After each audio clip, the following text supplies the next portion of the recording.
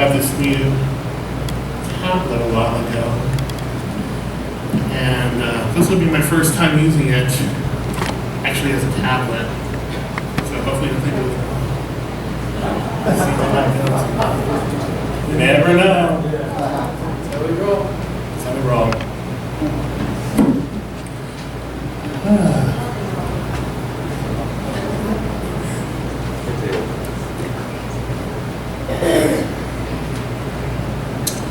So, how do you experience? What I mean by that is not the response that you give to somebody when they ask you, how was church today?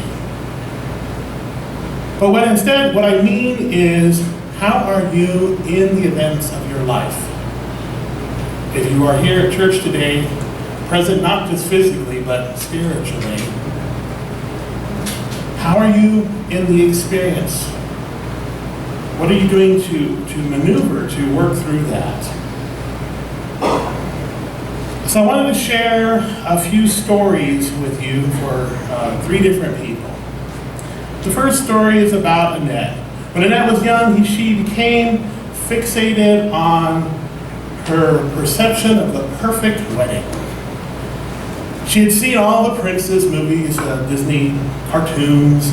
She'd read every fairy tale book that she could find, and whenever there was television coverage on a royal wedding, she was there in front of the TV just watching intently, picking up all the things that she thought would make for her perfect wedding. And throughout her childhood, growing into an adult, she had collected this information, and she had planned and she had devised how it was going to happen. So on the day of her wedding, she spent time worrying about all the fine details, the flower arrangements, how the photographer was taking the pictures, how her wedding party looked as she approached the altar. Later, as they went to the reception, she began to concern herself with what the music was like, what was the DJ playing? Was the food good enough? Was it presented well enough? And then when it came to the toast from the best man, what was he going to say?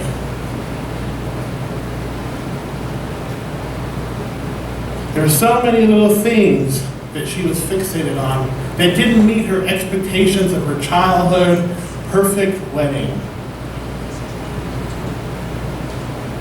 But all the time, her new wife was just in the moment, in the presence of the vows, the I-dos, enjoying their first dance together as a married couple, without a worry of the world. This in turn caused Annette to be frustrated on her special day, and maybe have this little bit of resentment for the new wife.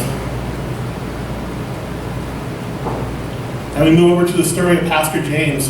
Pastor James was growing up in a world where he witnessed the challenges for many people who were considered the outcast. Sometimes even feeling like he was an outcast himself. One day God spoke to James, and in a strong, loving relationship with God was created. So strong that this led James to become a pastor. Pastor James wanted to travel the world changing the hearts of others and to be inviting the people considered the outcast to become or be welcomed into the house of God. He did this through the message of inclusion. He was so concerned about the fine details that when someone walked in that they were greeted with the perfect greeting. That when they saw the altar, they saw that the flowers were arranged correctly. That the space felt safe. That everyone in the church that was a regular congregant was welcoming new people in. He wanted to make sure that when people left, no one had that thought in their head that this wasn't church done right. But all the regular congregations that come Sunday after Sunday after Sunday begin to see the pastor as like a blur of frantic frustration. Not ever having the moment or the time to create a relationship or a bond with a person who has come into their spiritual well-being and help them to maneuver through their own journey. And sometimes Pastor James felt just defeated and disconnected. And though he may have done so many things to change the world and to change many hearts, where was his heart?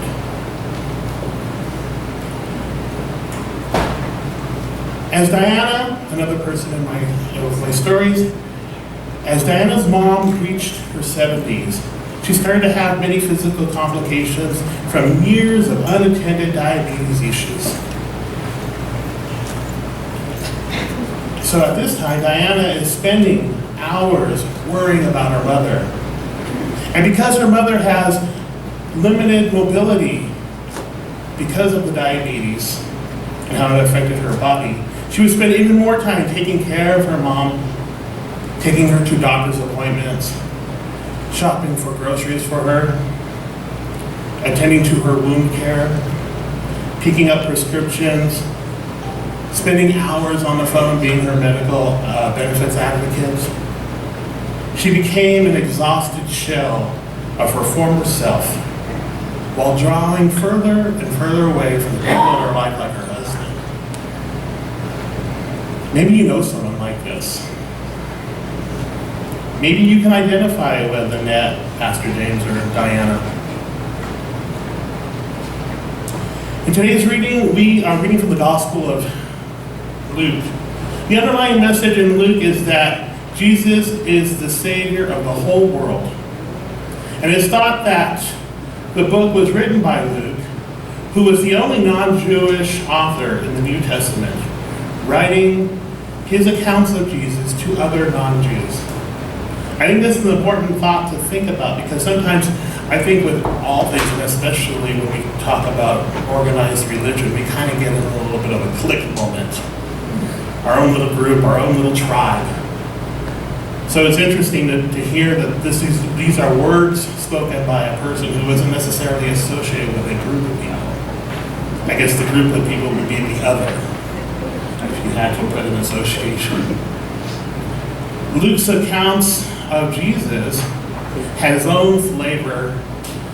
He was one of the four Gospels, and his was just unique in his Jesus story. Specifically, he writes about joy, songs of praise, and relationships that Jesus has created with people who were considered at the time to be outcasts. Interestingly enough, the people that were considered outcasts were the children, the women, the poor, the tax collector, and Samaritans. That's right. Luke's story tells us about Jesus' birth. And then it goes into talking about Jesus' life from his baptism to his resurrection. So as we approach chapter 10, we have experienced the works of Jesus. And now we are at the point where Jesus is preparing for his journey to Jerusalem. Here is where he is not so much focused on the works of being Jesus, but instead he is focused on the words of being Jesus. So he sends out people to go out to the community to kind of be like, I guess you could say scouts, to let people know what to expect. And he tells these people that he knows that there's a world out there with many spirits in need. And he also knows that the journey to deliver the word of Jesus will be challenging, and it will be filled with temptations and distractions. He's asking these people to just continue forward, to stay on that path. And when you approach someone, when you are welcomed in somebody's house, to offer them peace, to accept what they've offered you, and to speak. Later, Jesus has arrived to Bethany, where he comes to the home of the siblings Martha and Mary, who they also have a brother named Lazarus.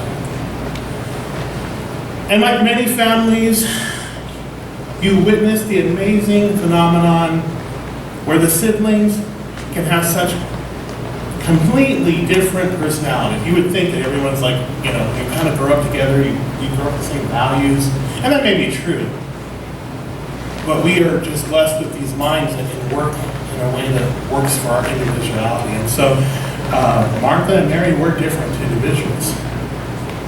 They were both excited to see and to be in the presence of Jesus and to hear the word. As Jesus and his disciples were on their way, they came to the village where a woman named Martha opened her home to him.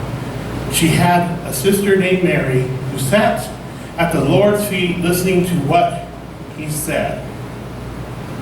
So I want you to think about this. What do you do to prepare for when people are coming into your house? When you are having company and they want to visit with you? What do you do to prepare for that? Are you like a Martha who is responsible and uptight? Or are you like a Mary who's carefree and laid back? So if you're like a Martha, raise your hand. I'm a Martha. Are you a Mary? No. That makes sense, Pete, that you're a Mary.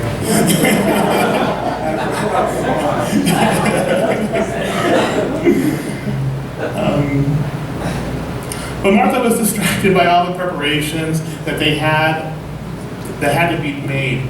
And she came to Jesus and asked, Lord, don't you care about my sister and that she has left me to do the work by myself? Tell her to help me. Awkward. Can you imagine? Can you possibly imagine? You're sitting at home with your sister, and your sister's talking to Jesus, of all people, and says, tell her to help me. So what do you think is going on when Mary hears Martha say this? What is going on in her head? Even more interesting is what's going on in Martha's head. What gives her this thought to just go and ask for this thing? Now, what I find interesting is how Jesus responds. So Jesus is, this is very interesting. So Jesus comes to Martha, and I'm going to jump off the stage. Okay. He goes, Martha, you are so worried and upset about so many things. Yet there are few things that are needed. And in fact, there's only one thing. So Mary has chosen this better thing. And it's not for you to take it away from her. Now, what I find interesting about that is the delivery of Martha. Martha. When we just say someone's name, we just call for their attention. But when we say their name twice, we're asking for an invitation. An invitation to be in that person's being, into their own personal space. I'm asking for this invitation, hoping that you will grant it to me, so that I can have a heart-to-heart with them. So instead of having the mindless, meaningless conversations that we may do about the day-to-day activities, instead we are having this intense conversation, whether it's few or many words, for the hope of me, the deliverer of the message, is excited to hopefully change your heart with the message. Now, some of us might find that challenging to accept or to give that. And I think for maybe not even some of us, most of us have a hard time to let go and open up our heart to someone coming in. And possibly because of all the experiences we've had in our lives where people have been let in, at least at one time, and then our heart is left broken. But I ask you today to think about continuing that thought process, that activity, that action, that you not be concerned about what you think people are going to do with your heart, but instead open up your heart to receive a gift in whatever they give you.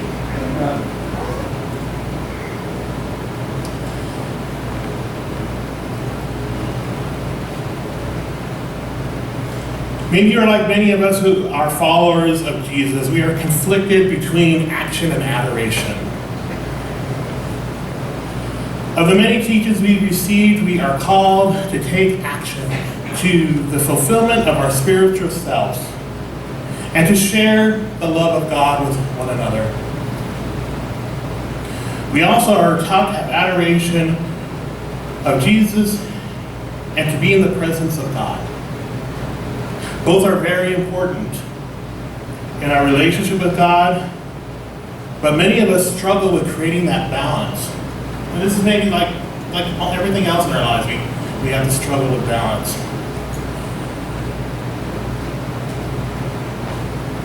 But know this, that action without adoration brings aggravation. I stole that from somebody. So, in other words, if you're continually to be in movement in the act of giving, but you never take a moment to sit and receive, then your heart is left empty. And an empty heart is most vulnerable because our hearts never want to be left empty. They want to be filled. And the challenge of this world that we live in is that the world wants to continually feed our heart thoughts of destruction, and incompleteness, and negativity. And those things, amazingly enough, are so easy for us to attach ourselves to. But if we're conscious and aware of our balance, to take action, to change ourselves in the world, but also conscious and we observe that we need to have adoration for God.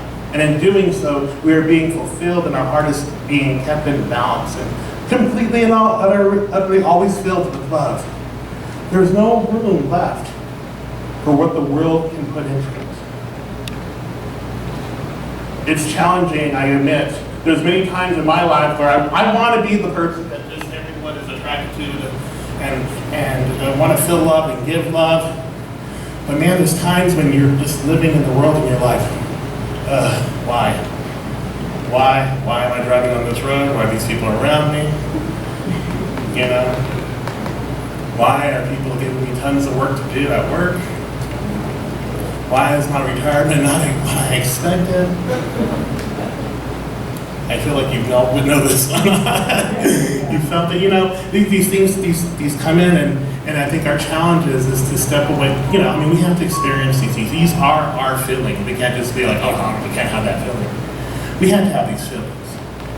But we have to allow ourselves to work through them. They can't just resonate and stay within us and reside, festering a thought process in our lives that helps us to achieve nothing.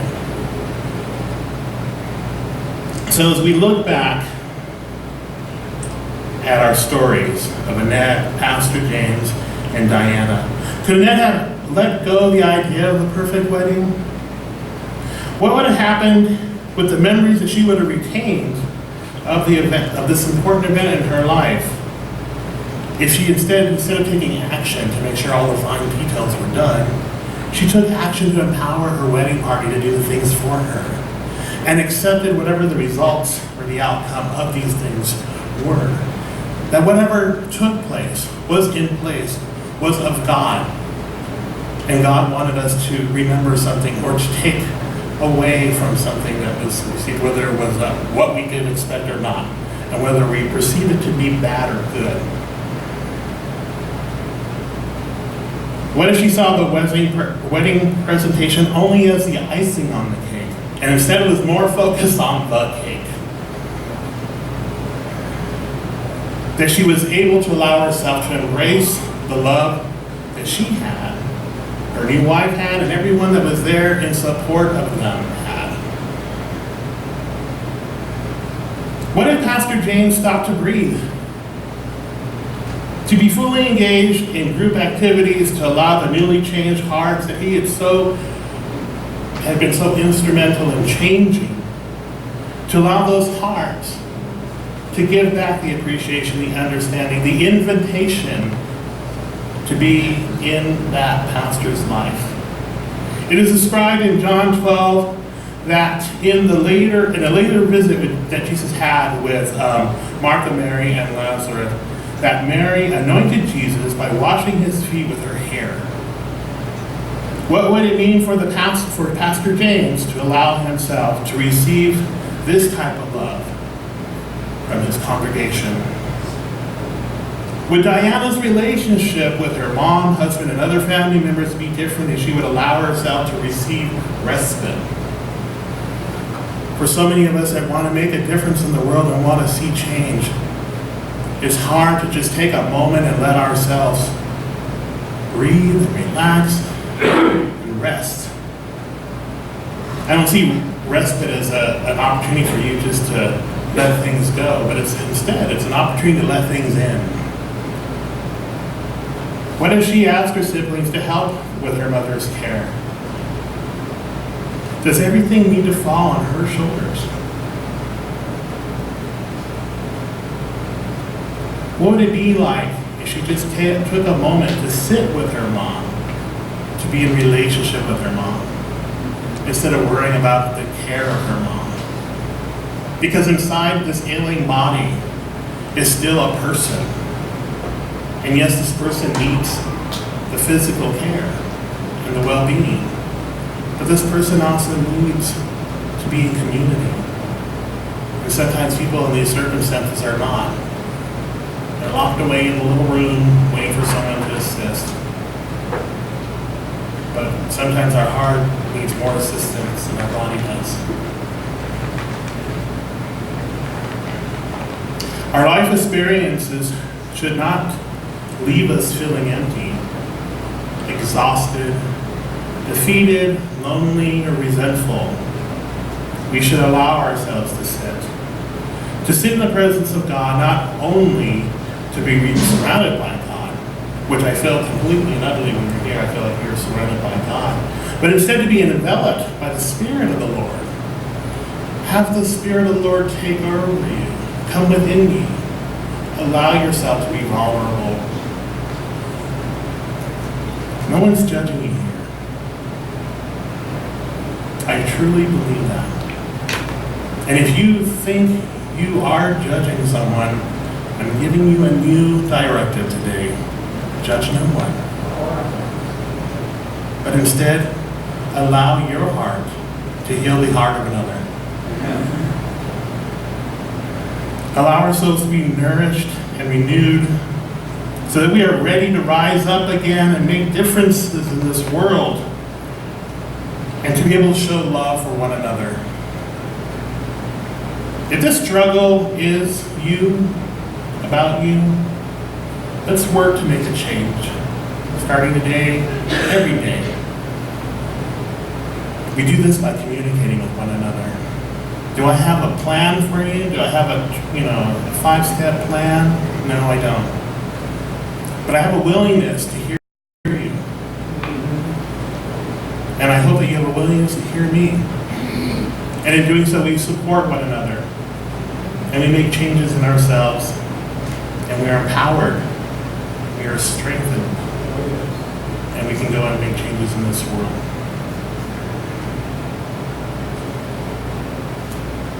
I thank you for listening, and I hope that through this message, the narrative of your life has changed, or is ready to be changed. And I thank you.